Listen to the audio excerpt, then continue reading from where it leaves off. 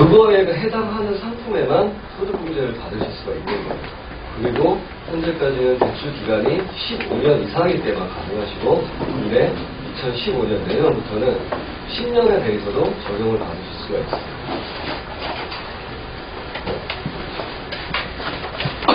그리고 지금 상환 방식이 은행에서 만기 일시 상환, 금융 상환, 원래는 금융 상환을 비교를 했을 때 이자 상환액이 제일 많은 거는 만기 일시 상환 시에 이자를 가장 많이 내시게 되시는 거예요. 그 다음에 원리금 균등 상환, 그 다음에 원금 균등 상환 이렇게 순서를 보시면 되시고요. 원리금 균등 상환은 처음부터 갚는 금액과 끝까지 갚아나가는 금액이 똑같은 거를 말해줍니다. 똑같고요. 원금 균등 상환은 처음에 많이 갚다가 점점 원금이 줄어들기 때문에 내야 되는 이자가 점점 갈수록 줄어들게 되시는 거고, 만기 일시 상환은 거치를 계속 하시다가 이자만 내시다가 만기에 일시 상환하시는 방법이기 때문에 이자가 가장 많이 내셔야 됩니다. 최저시일 분할상 이거는 거의 많이 요즘 하고 있지 않죠. 갈수록 이자가 늘어나는 거예요. 처음에 이자가 1%부터 시작해가지고 변동금리를 생각하시면 되실 거예요.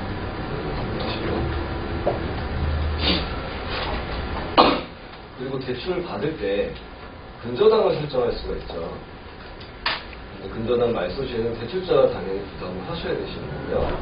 우리가 대출을 받았는데 내가 돈이 갑자기 주식으로 대박이 났어요. 빨리 대출을 갚아버리는 게 이익일까요? 아니면 천천히 원래 계획대로 갚는 게 이익일까요?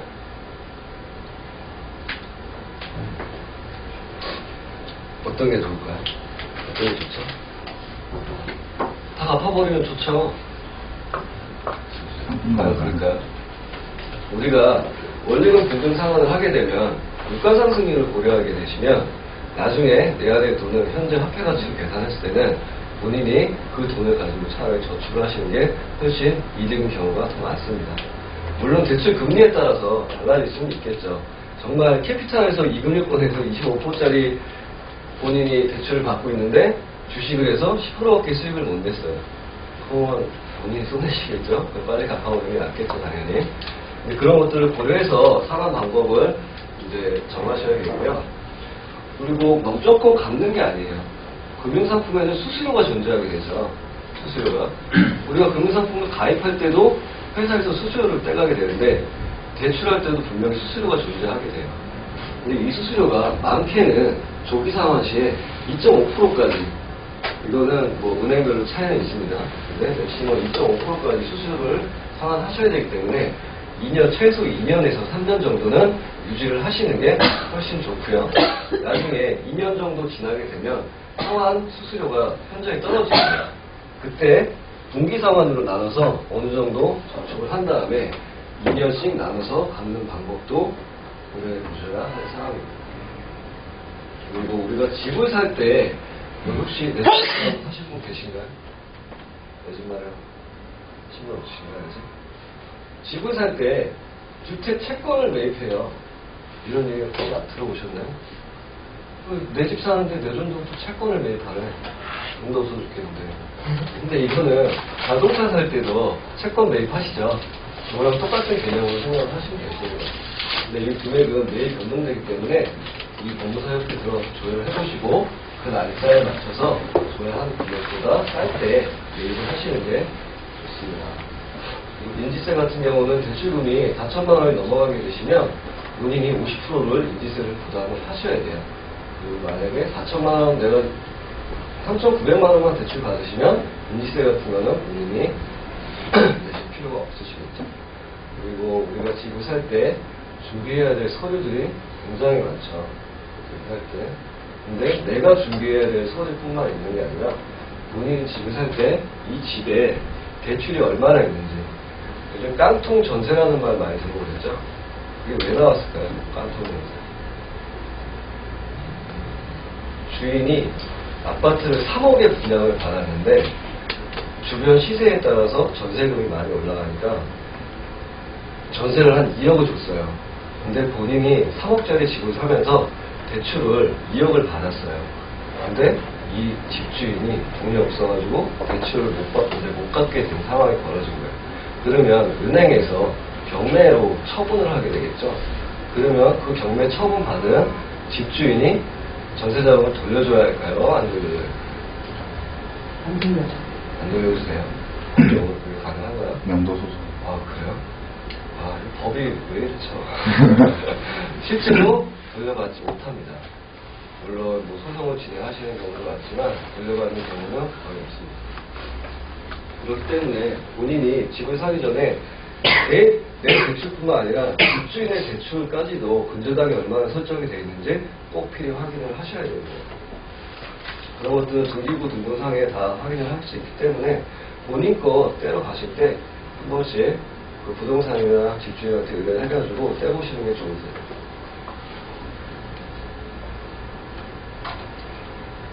그리고 대출 받은 후에도 우리가 대출을 상환을 해야 되잖아요. 대출을 받았으면. 근데 내가 신용 등급이 처음에 6등급이어가지고 일반 은행에서 대출을 받았어요. 근데 대출을 받았는데 신용 등급이 떨어지게 되면 금리가 대출 금리가 올라갈까요? 신용 등급이 떨어지면 어떻게 될까요? 올라가요? 실제로 올라가나요? 실제로 올라가지는 않습니다. 실제로 내 신용 등급이 한 등급 떨어졌다고 해가지고 은행에서 전화 와가지고 돈 더 내라고 하지는 않아요. 근데 내 신용 등급이 안 좋다가 올라가면 대출 금리 조정이 가능할까요? 네. 몇 프로까지 가능합니까? 0.5%까지 조정이 가능합니다. 0.5%면 만약에 1억 대출 받았을 때 0.5% 이자로 상환을 한다고 엄청난 금액이 되겠죠. 그거를 15년 동안 상환을 한다고 계산했을 때.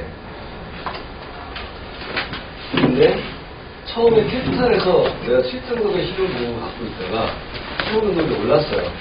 근데 캐피탈에서 금리를 내려줄까요? 왜 안 내려줘요? 내려줘야죠. 내려줍니다. 캐피탈에서도 내려줘요. 내려주는데 이때는 어떤 거를 고려해야 되냐. 내 신용등급이 은행으로 갈 수 있는 신용등급이 됐어요.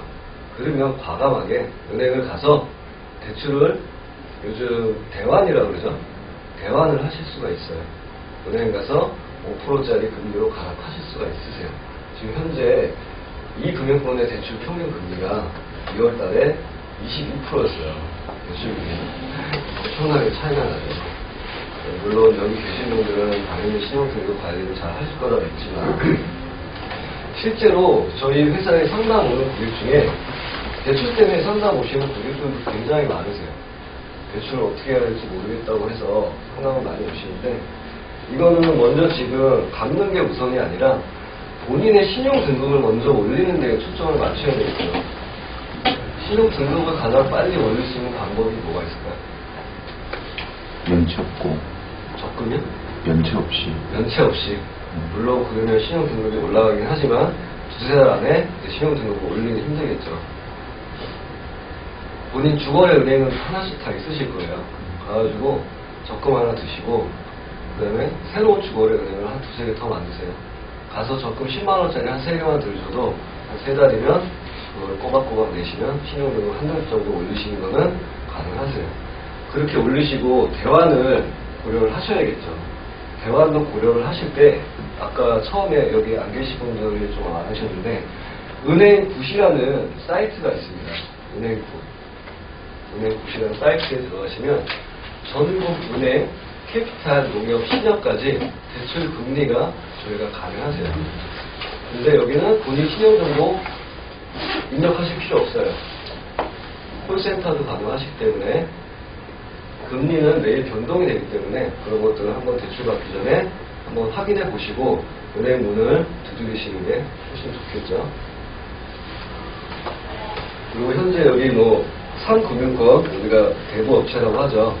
여기를 이용하시는 분들은 뭐 없을 거라고 믿지만 지금 2월달까지는 38%였어요.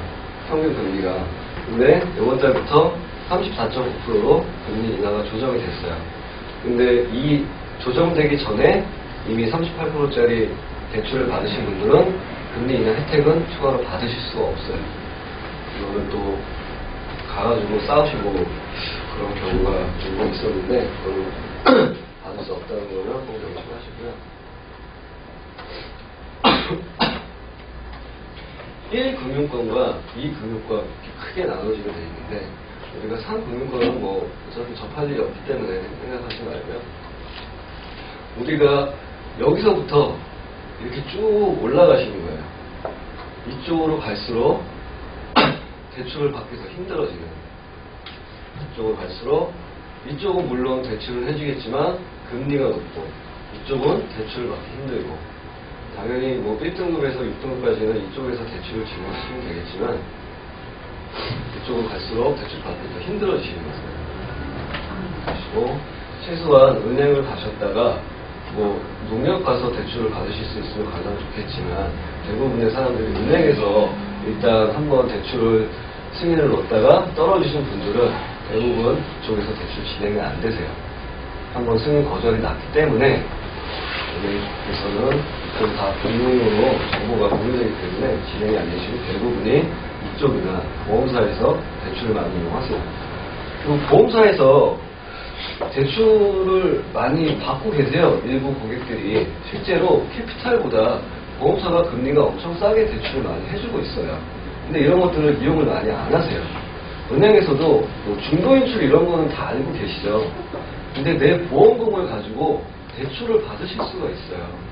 근데 금리가 평균 4에서 5% 정도면 대출이 가능하시고, 만약에 내가 갚을 여력이 없다, 정말로 내가 한 10년 정도 됐는데 이자만 내다가 보험은 그대로 살아있고 이걸 도저히 갚을 능력이 없다.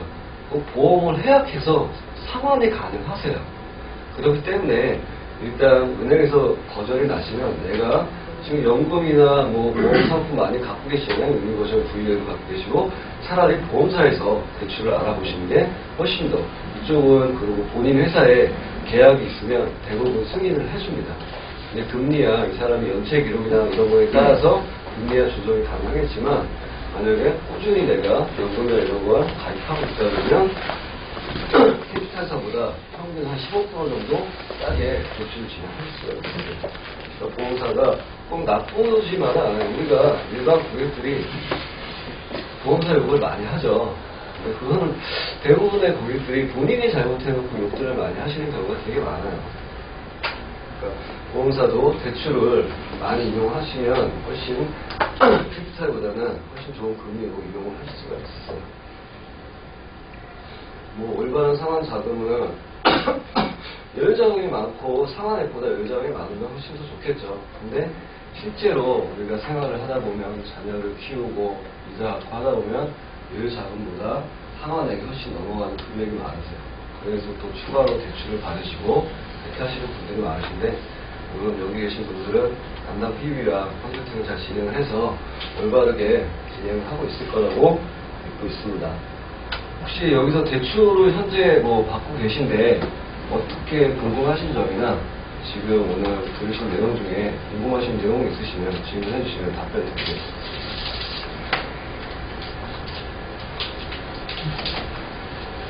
대출 앞으로 안 받으실 거거든요. 그게 제일 좋겠죠. 대출 받는 게. 근데 옛날에 옛날에 어르신들이 상담을 가면 그런 얘기를 많이 하시더라고요. 한 50대, 한 은퇴 이제 앞으로 얼마 남기지 않으신 분들이 은퇴자금으로 퇴직금 받아서 장사하시는데 대출을 받으실 수가 있대요. 본인이 신용등급이 좋아서 한 1억 정도 받아가지고 투자를 하고 싶다는 거예요. 이게 올바른 걸까요? 대출 받아서 투자를 한다. 좋은 것 같아요. 좋은 것 같아요. 한 1억 받아서 뭐 3%짜리 대출 받아서 한 5% 수익 나면 2% 내 거네요. 그렇게 생각하시나요? 원래 장사를 할 때 네. 10%가 내자마이고 90%는 대출받아서 그렇죠. 물론 그렇게 뭐 하시죠. 처음에 사업을 시작하시는 분들이. 근데 여기 계신 분들은 절대 그런 오류를 범하시지 않으셨으면 좋겠어요. 대출을 최대한 안 받으시는 게 좋아요. 대출 안 받고 열심히 사업해서 내 돈 가지고 장사하시고 그게 가장 좋겠죠. 근데 혹시라도 대출이 필요하다고 하시면 어쩔 수 없겠지만 대출 받아서 투자를 한다?